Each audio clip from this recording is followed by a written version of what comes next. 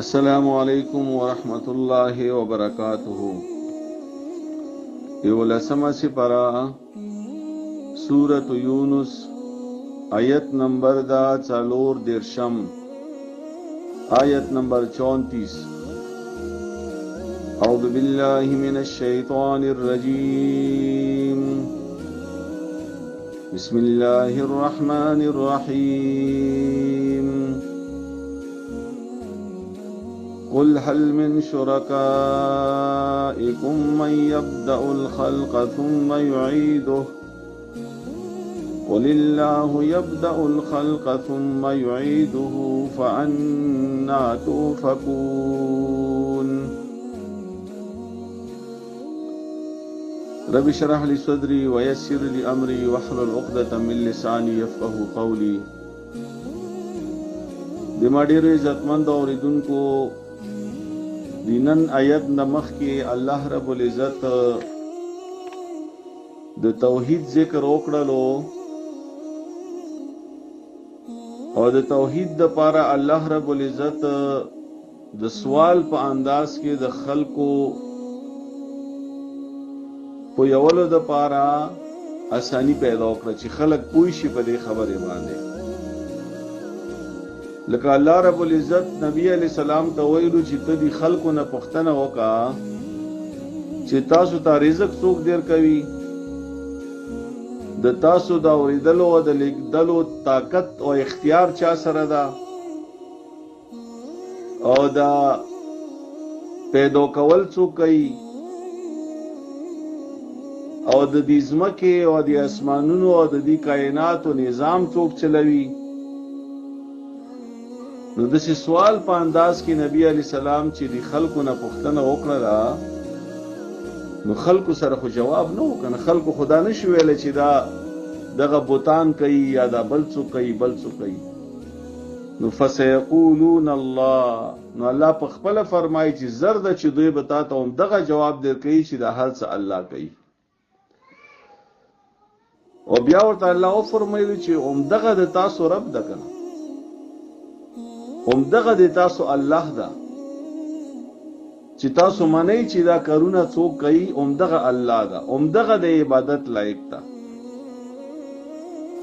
او دینا بعد چې هر شی ده چې تاسو خدای په نامه باندې یادوي، کاغه بت ده، کاغه قبر ده، کاغه زیارت ده، کاغه انسان ده، دا ټوله گمراهی ده. او بیا الله فرمایي چې دې حقیقت نه بعد بیا هم څوک نه مني، نو هم دا خلق بیا اصل کې ایمان نه وروړي، دا مؤمنان نه دي. دا خلق بیا اوس کې الله رب العزت د سوال په انداز کې بیا خبره کوي. قل اے پیغمبر دی خلقو نه پوښتنه وکړه، هل من شرکائکم من یبدأ الخلق. دی خلکو نه پوښتنه وکړه، دی مشرکینو نه پوښتنه وکړه چې آیا د تاسو په خدایانو کې داسې څوک شته چې هغوی په اول ځل به یو شی پیدا وکړي؟ لکه د انسان الله پیدا کړی ده، آیا دوی داسې انسان پیدا کولی شي؟ د ځمکه اسمانونه الله پیدا کړي دي، آیا د دوی دغه خدایان به داسې ځمکه اسمانونه پیدا وکړي؟ همدارنګې دریابونه، همدارنګې دا ونې بوټي، همدارنګې دا ځناور، همدارنګې خوراکونه، د الله څومره نعمتونه دي، آیا دغه نعمتونه بل څوک پیدا کولی شي؟ څوک شته داسې څه پیدا وبېږي؟ دا خلک چې بوتانو ته سجدې لګوي، دا خلک چې قبرونو ته سجدې لګوي، دا خلک چې انسانانو ته سجدې لګوي، هغوی نه مدد غواړي، آیا په دوی کې دا طاقت شته چې دا څه الله پیدا کړي دوی به داسې پیدا وکړي؟ ثم يعيده. او داسې څوک شته چې دا الله تعالی چې کوم شی پیدا کړی ده دا الله ختم کی، نو دغه خدایان به دوباره را پیدا وکړي بیا؟ لکه دا انسان دا چې دا مړ شي، داسې کوم خدای ده چې هغه به د انسان را پیدا وکړي سوا د الله نه؟ څوک ده داسې کس؟ د ځمکه اسمانونه چې هر څه ختم شي د قیامت په ورځ، څوک ته هغه ذات سوا د الله نه چې هغه به د کائنات بیا پیدا وکړي، د هر شی به بیا پیدا وکړي؟ داسې څوک شته؟ هیڅوک هم نشته. نو چې نشته نو بیا الله تعالی فرمایي چې قل نو بیا دي خلکو ته ووایه الله یبدأ الخلق ثم یعیده، صرف د الله ذات ته چې هغه اولم پیدا کول کوي او دوباره به بیا الله پیدا کول کوي. نو فأنا توفکون، نو تاسو بیا ویلی د حق نه واوړئ، ویلی تاسو توحید نه منو، ویلی تاسو شرک او ویلی تاسو بت ته سجده لګاو، ویلی تاسو قبر ته سجده لګاو، ویلی تاسو انسان ته سجده لګاوئ، ویلی تاسو دغه خدایان ځان لپاره جوړ کړی دي، ویلی تاسو دوی ته نظر د دوی په نامې نظر منئ، ویلی دوی په نامې باندې قرباني کوئ، ویلی د دوی په نامې باندې تاسو مدد غواړئ، ویلی د دوی نه تاسو دعاګانې غواړئ.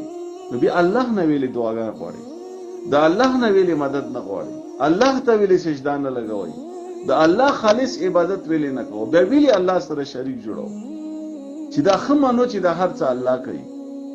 خو بیا خو د سجدې لګولو د سجده هم الله د پاره ده، بیا عبادت هم خالص د الله د پاره ده، بیا به سر هم خالص الله ته ټیټوي، بیا به خبره هم خالصه د الله مني، بیا به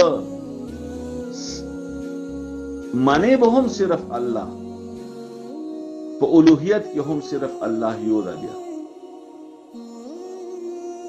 نو د ما عزتمنو بدی خبرو باندې ډیر اساني سه انسان پوهیدلی شي، خو کچېرې موږ کوشش وکړو په دې باندې. اصل کې موږ قرآن پاک خو نه یایو کنه، قرآن پاک خو موږ وروسته غورځولی ده، موږ خو قرآن یایو نه.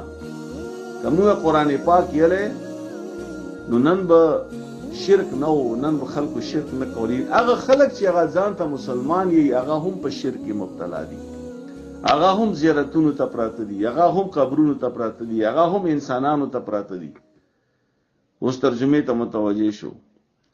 قل تو ورته وایه پیغمبره هل من شرکائکم، ایشتا ده د تاسو د خدایانو نه، من هغه څوک یبدأ الخلق چې په اول ځل پیدا کول کوي، ثم یعیده او بیا یې دوباره پیدا کوي هغه. نو قل تو ورته وایه پیغمبره الله چې الله تعالی یبدأ الخلق په اول ځل پیدا کول کوي، ثم یعیده بیا دوباره هم الله پیدا کول کوي. فأنا توفکون، نو څرنګه تاسو واوړئ د حق نه. الله تعالی د پدې سبق باندې موږ ته پویا، الله تعالی د پدې سبق باندې موږ ته عمل کولو توفیق راکړي. واخر دعوانا ان الحمد